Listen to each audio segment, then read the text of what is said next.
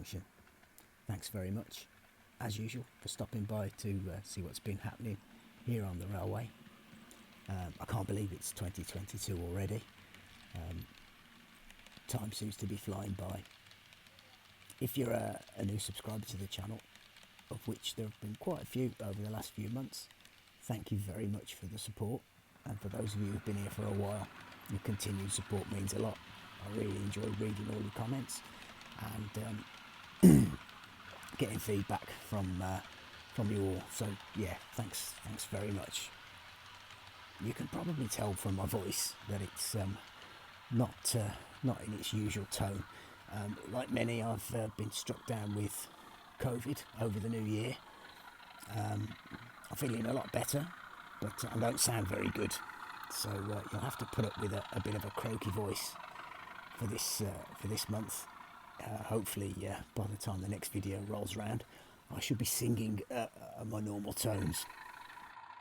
If you're a regular viewer to the channel, you'll be familiar with these scenes of the 37 just disappearing around the bend and into the tunnel. At the opposite end of this straight is where the viaduct lies, and that's been there for about 12 months, but it's been an area that's been neglected and was in need of some work.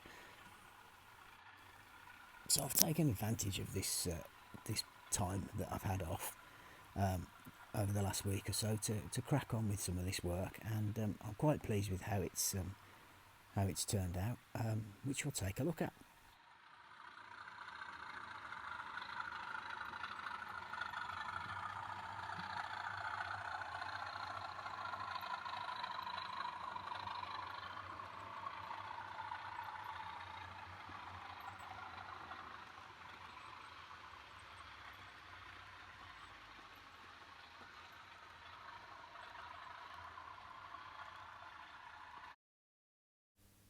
Viaduct Scenics.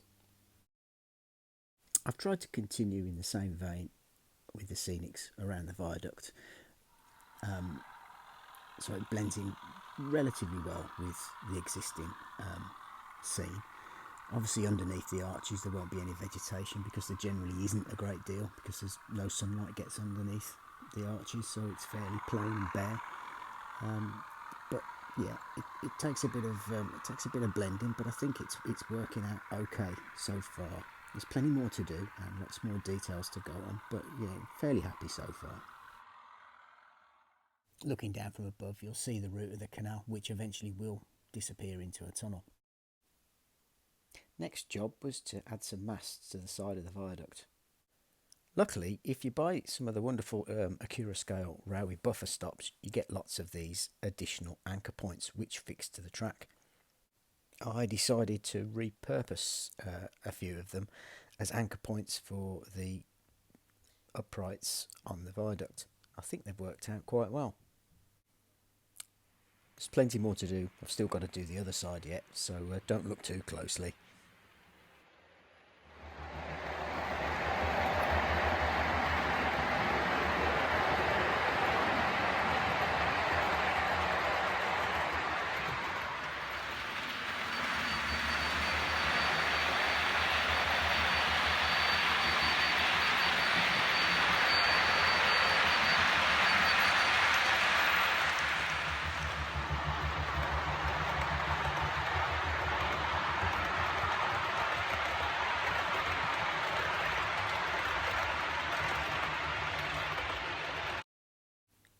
eBay rescue.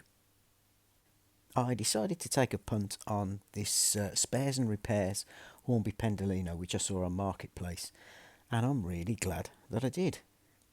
If you'd have said to me a few months ago I'd have one of these running on the layout, I probably would have laughed at you. Anyway, let me know what you think. I'm really pleased it's now part of the fleet.